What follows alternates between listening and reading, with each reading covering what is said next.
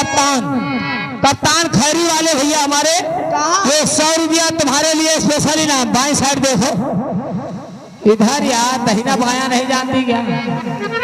ये इधर साउंड के पीछे देख लिया मऊहा के आमे के तारे।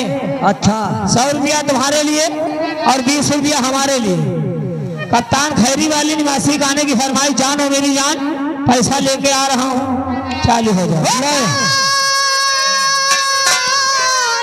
हो मेरी जान, जान, हो मेरी जान, मेरी जान,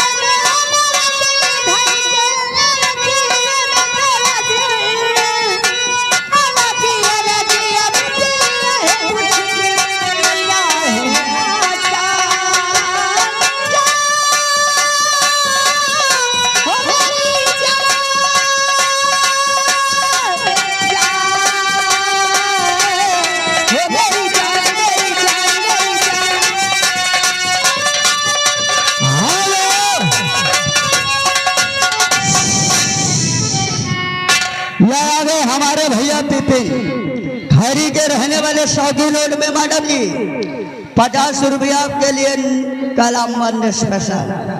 जय चंद्र लैया खबर हो चुकी रे देखा मासी